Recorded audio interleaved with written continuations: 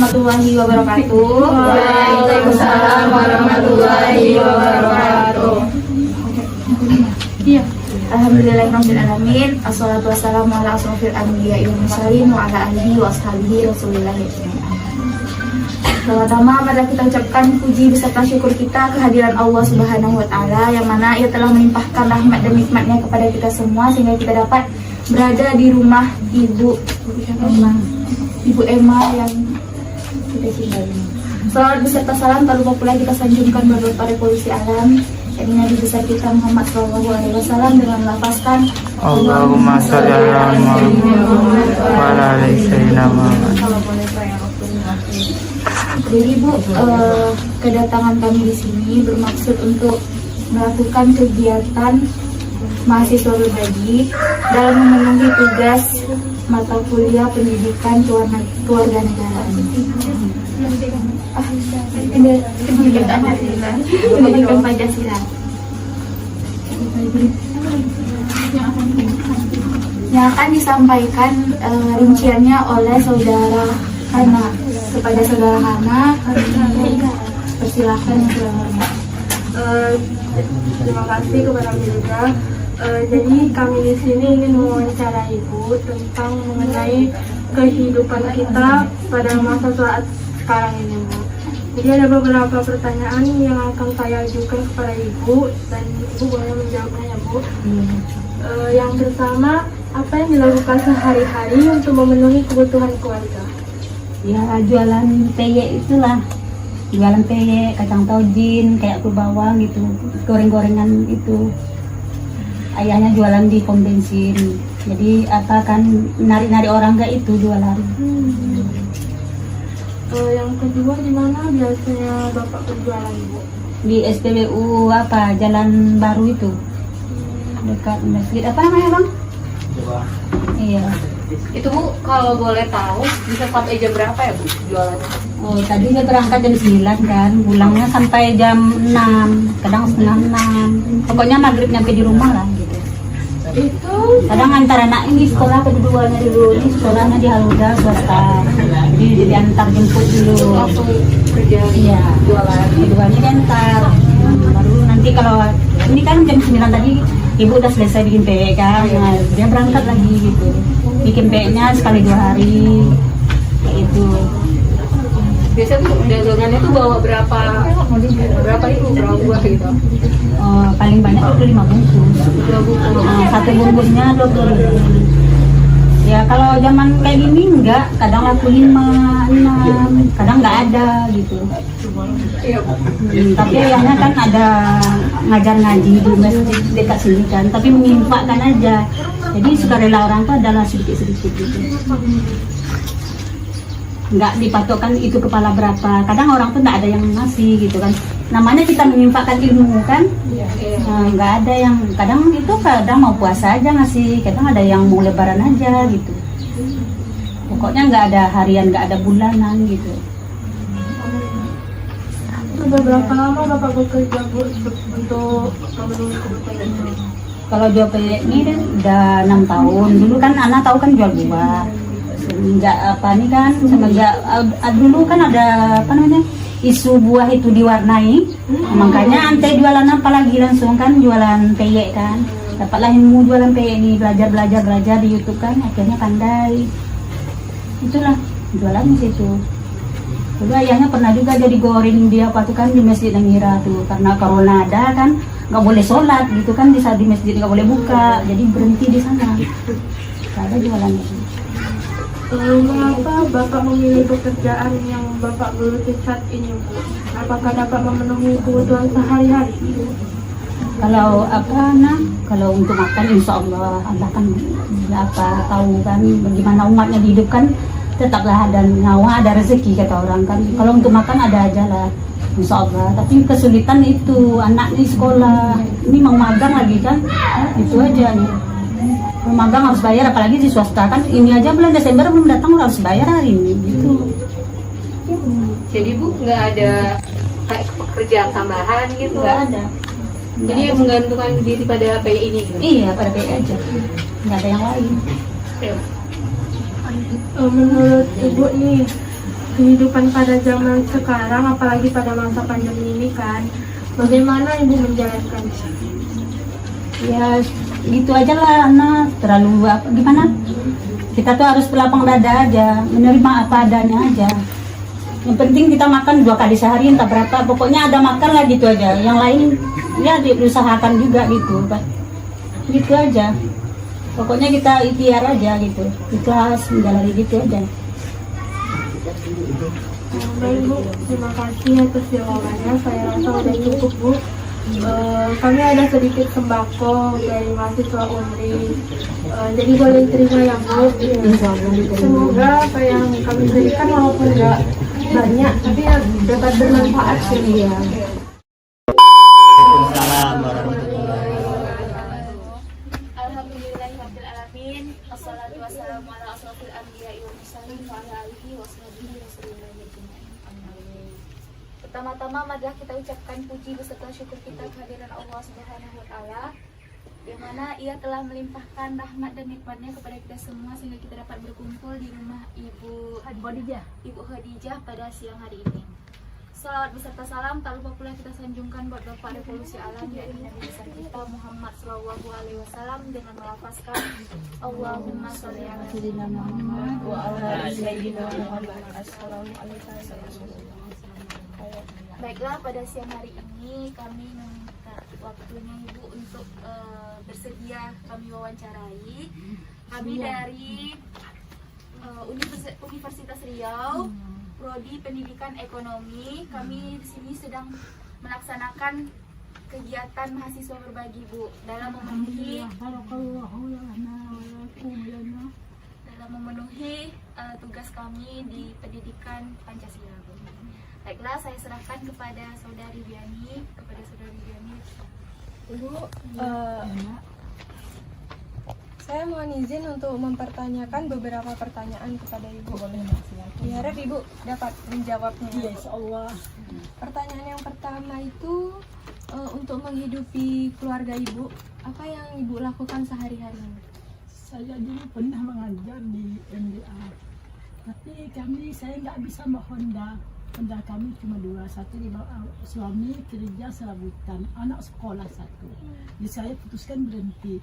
Saya sekarang mengajar ke rumah nak, mengajarkan Al-Quran, bahasa Arab, tafsir, pokoknya yang berkenaan dengan Al-Quran lah. Itulah yang saya berikan. Apa saja dengan masyarakat, kadang ada kematian, saya turun pada kifayah. Itulah. Insya Allah rezeki itulah yang kami gunakan untuk kehidupan kami. Ini rumah ini kami menumpang ini. Ini orang Cina. Dulu kami pernah menyewa rumah, pada masa itu dia minta kontrak. Kami enggak ada mengontrak, per 6 bulan enggak ada. Bulan. Jadi kami diusir langsung keluar. Rumah inilah yang dapat kami pada itu masih kosong. Inilah kami tempati. Nah, itu. Jadi selama Ibu mengajar itu, anak-anaknya membayarnya itu ada patokan atau seikhlas mereka saja Bu? Kadang saya tak pernah mematokkan, ikhlas saja lah, bermacam-macam semampu dia. Kadang kok kehidupannya macam saya ini, saya gratiskan. Karena itu Al-Quran. Kalau macam saya kehidupannya kan buruh cuci, bangunan, saya gratiskan. Nah, kalau dia bekerja, pamannya pegawai negeri apa, ikhlaskan seberapa Bu. Alhamdulillah dapatlah untuk kehidupan kami. Berarti Ibu ini mengajarnya tidak ada patokan, jadi kalau ada ya ada, kalau enggak ya tetap disyukuri. Kalau Bapak kerja Bu? Kerja serabutan, kadang dapat bangunan, kadang fiber. Ini dulu fiber agak lumayan lancar, tapi begitu pandemi datang, fiber ini kan bahan kimia. Nah, pas pasukan dari luar nggak datang, karena itu dari Singapura. Sekarang ini sampai 7 bulan kami belum terima gaji di situ. Sejak kapan Bu ngontrak rumah ini? Kami ngontrak ini nak. Jadi numpang. Sejak dari kapan Bu? Dari tahun 2013. Itulah kami menumpang. Lumayan lama juga ya Bu? Iya. Inilah bermacam-macam nak kami rasakan di sini. Pernah selama sini kan pernah lagi 7 bulan kami tidak pakai lampu. anak kami mau ujian dua-dua. Apa kata tetangga? Udahlah anaknya makan tidak bergizi, tak bisa dijelaskan. Anak saya bilang, biarlah mak, yang penting otak kami terang. Alhamdulillah lulus juga mereka. Sekarang anaknya itu udah SMA, SMP atau kuliah, Bu? Yang SMA, ini SMP-nya kemarin MTS-nya dia putus sekolah karena ada kata-kata yang enak dari gurunya. Sudah kami damaikan, tapi si anak nggak mau berdamai. Katanya kami terhambat uang sekolah 3 bulan mau ujian. Udah dibayar, rupanya bukti pembayaran tak dikasihkan pihak guru ke anak, ke saya pun nggak sampai, sehingga yang lain menuntut. Jadi apa? Udahlah miskin tak ada untung. Di muka orang rame, di muka kelas. Itu kalau boleh tahu mak Bu, motong ya Bu, itu di MTS mana ya Bu? MTS Anazah. Swasta berarti. Ya swasta. Jadi anak ini, karena anak paling kecil, kan cuma 3 laki-laki anakku. Anak paling kecil dia biasa nggak pernah dimarah. Dia mana betulnya kau gantengku, sayangku, semua abangnya malah nak satu aja kamu dia nggak pernah tersinggung dia. Pada masa itu nggak pernah tersinggung dia dengan saudara-saudaranya, dengan kami, dengan ayahnya, pokoknya itu nggak pernah banyak permintaan. Jadi udah kami damaikan, bagus ke sana biarlah anak maupun gurunya, tapi tak pernah mengatakan kata-kata kami itu, mungkin pun kesal gitu, tapi apapun tidak maulah dia. Dengan kebetulan itu ada saya dipanggil mengajar privat ke rumah. Jadi dia siap untuk ujian paket. Biarlah Bu, kalau nggak mau ibu menaikkannya ke atas, mengombakkan darah hukum, saya paketkan. Tahun ini jadi paket. Berarti anak Ibu masih diberi kesempatan untuk ujian paket. Selanjutnya kan Ibu Khadijah tadi mengaji seperti itu kan Bu? Iya. Itu daerah di sekitar sini atau sampai kemana Bu mengajar? Sampai ke Gubah, sampai ke Tegerang Labuai, daerah sini. Itu diantar bapak, anak atau? Ada yang anak mengantar, ada yang dijemput bersangkutan. Kan di Gubah antar jemputnya.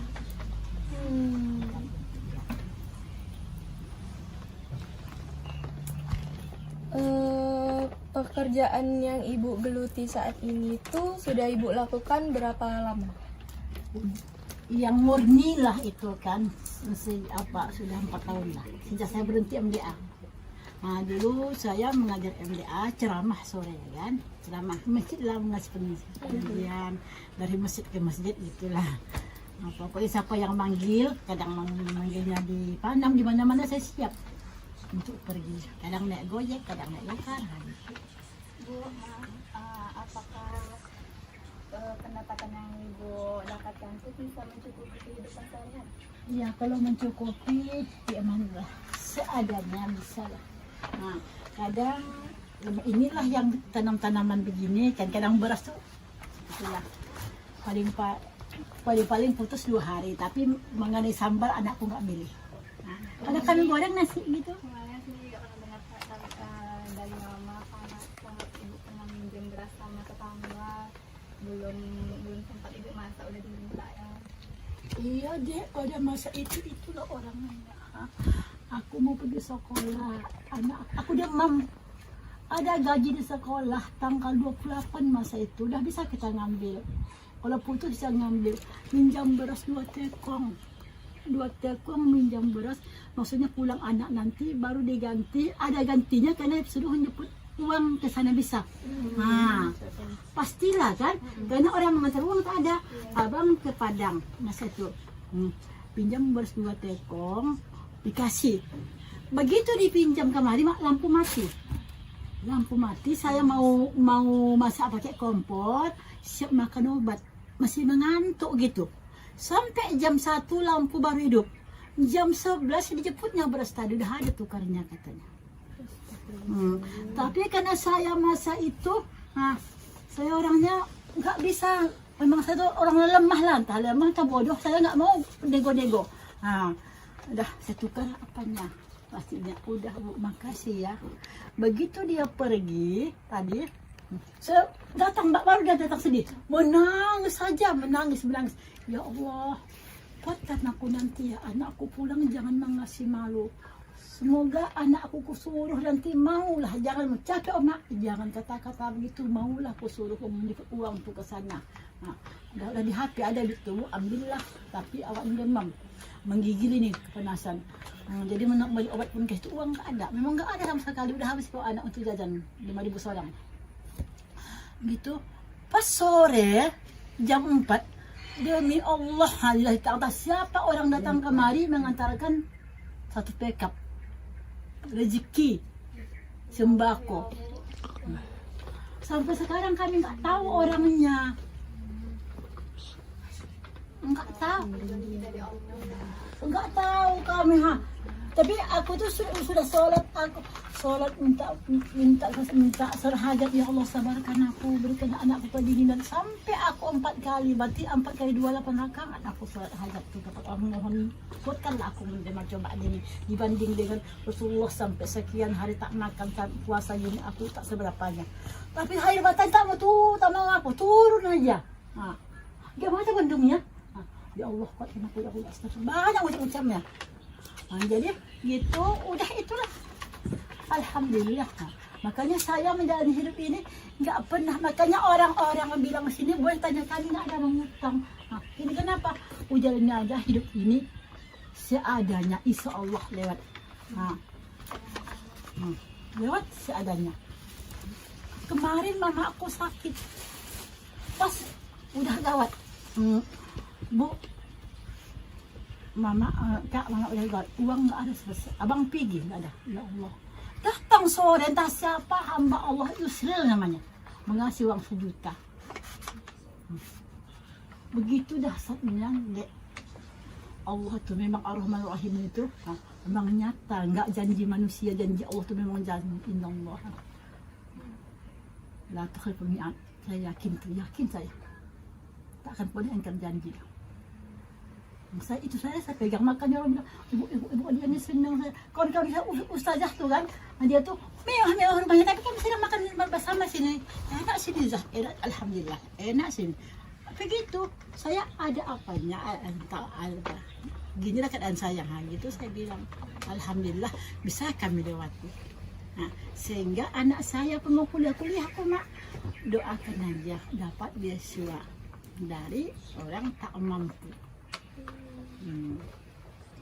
Alhamdulillah, memang pertolongan Allah itu luar biasa. Masih mana saya duga ini. Semalam, telur udah habis beli lah nak. Besok lah, sore lah kata semalam kan. Baru nak pergi lah nak. Nanti lah nak, baru pun dalam kamar. Tapi kalau udah makan saya udah masak ya kan, ada nanti malam lah katanya gitu. Terus saya udah masak kan untuk persiapan besok pagi. Itulah Allah tuh memang. Itulah yang kehidupan kami. Ibu, saya boleh lanjut ke pertanyaan selanjutnya? Silakan.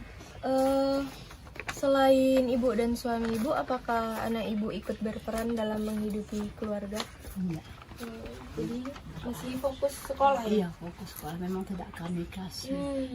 Nanti gimana anak begini, mama dulu di kampung lebih parah lagi dari kami. Mama kami beladang apa, gini udahlah nak tekuni aja lah apa yang kebutuhan sekolah kami. Tak akan kasih. Nanti mereka kan dengan itu terbuai dengan uang itu mereka tak mau lagi sekolah. Itu tak kami kasih. Ibu, kalau boleh tahu kan sekarang ini kan lagi ada COVID ya kan Bu, pandemi gitu. Jadi kerjaan ibu itu masih tetap ngajar privat gitu? Masih tetap. Cuma satu lagi ini dokter ya. Satu dia rumahnya agak besar, mengaji itu malam habis maghrib. Nggak boleh masuk ke rumah. Di depan pintu aja begitu di terasnya. Nyamuk ya Allah banyaknya. Ngaji di depan teras itu? Iya. Bukan pakai dinding, teras pulang gitu, cuma gitu aja lah.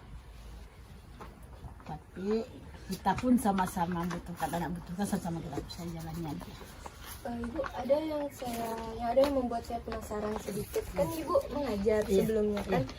Jadi sebelumnya itu apakah Ibu berkuliah untuk menjadi guru atau Ibu murni mengajar karena ilahi ta'ala, karena niat Dorongan hati. iya, dari dorongan hati untuk mengajar kebaikan ke orang-orang. Saya memang dulu-duluan sudah mengguru, Dek. Berarti Ibu dulu kuliahnya Kuliah bagian fakultas tarbiyah, tapi saya ini prestasi istilahnya kan, itulah Dek, faktor orang tua tuh jangan kita lawan lah. Dulu saya anak pertama agak dimanjakan sedikit. Jadi pas itu karena saya kos di tempat paman tuh tahu saya siapa.